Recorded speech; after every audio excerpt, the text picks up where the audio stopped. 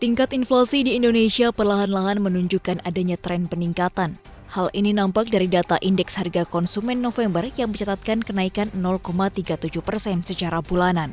Rilis inflasi secara bulanan ini menunjukkan inflasi November menjadi yang tertinggi sepanjang 2021. Angka inflasi tertinggi sebelumnya terjadi pada bulan Mei di level 0,32%. BPS menyebut bahan pangan alias sembako menjadi pendorong inflasi, di mana komoditas minyak goreng menjadi komoditas yang paling berkontribusi dalam pembentukan inflasi dengan andil 0,08%, diikuti telur ayam ras dan daging ayam ras. Sedangkan secara tahunan, tingkat inflasi November sebesar 1,75% bila dibandingkan dengan November 2020. Selama bulan November, 84 kota, kabupaten mengalami inflasi dengan kenaikan tertinggi terjadi pada kota Sintang 2,01% secara bulanan. Sedangkan 6 kota, kabupaten lainnya mengalami deflasi dengan deflasi 0,15% secara bulanan.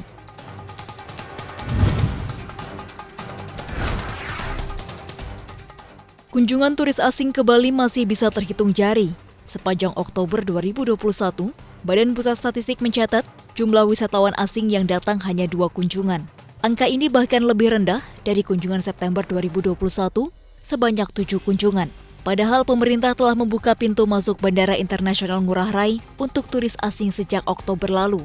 Namun rupanya hal itu belum menarik minat wisatawan asing untuk berpelesir ke Pulau Dewata.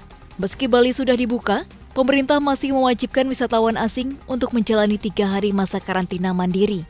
Aturan ini disinyalir membuat wisatawan asing enggan berlibur ke Bali.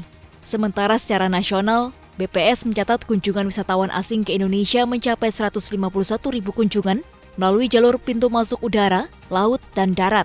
Jumlah kunjungan ini meningkat cukup besar, yakni 21,73% dari bulan sebelumnya yang hanya 124,1 ribu kunjungan.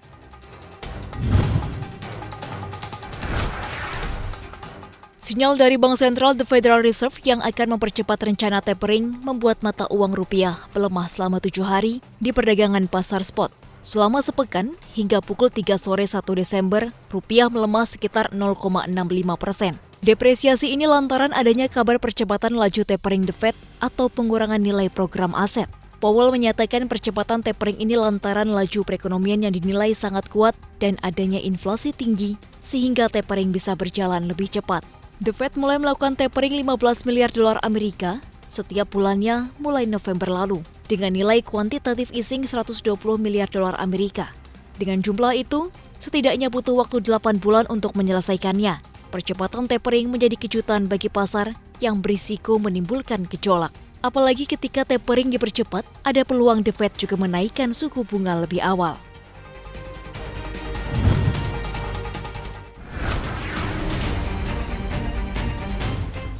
Chief Executive Officer Microsoft, Satya Nadella, menjual saham perusahaan yang dipimpinnya sebanyak 840.000 saham. Nilai ini setara 285 juta dolar Amerika atau 4 triliun rupiah. Meski saham yang dijual cukup banyak, dari jumlah itu, dia menjual separuh saham yang dimilikinya. Saat ini dia masih menggenggam 830.000 unit saham Microsoft. Juru bicara Microsoft mengatakan bahwa Nadella menjual sahamnya untuk perencanaan keuangan pribadi. Penjualan saham itu pun dinilai wajar karena saham Microsoft sendiri melonjak lebih dari 50%. Kenaikan saham itu didorong oleh penjualan dan pendapatan perusahaan yang kuat. Salah satunya karena hadirnya teknologi cloud. Nilai dari Microsoft pun kini lebih dari 2,5 triliun dolar Amerika. Di bawah Nadella, Microsoft telah meningkatkan unit cloud Azure-nya.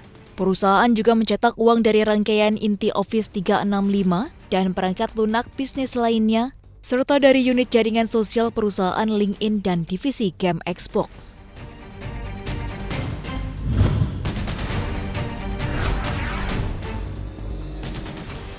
PMI manufaktur Cina versi Caixin pada November 2021 berada di level 49,9 di bawah perkiraan pasar.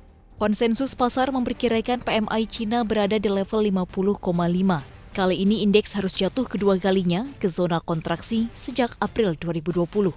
Setelah pandemi COVID-19 menghambat aktivitas bisnis dan permintaan yang melemah, padahal di bulan Oktober, PMI Cina sempat ekspansif di level 50,6. Kali ini, Pesanan baru turun setelah 2 bulan ekspansi, baik penjualan ekspor dan lapangan kerja menyusut untuk bulan keempat berturut-turut.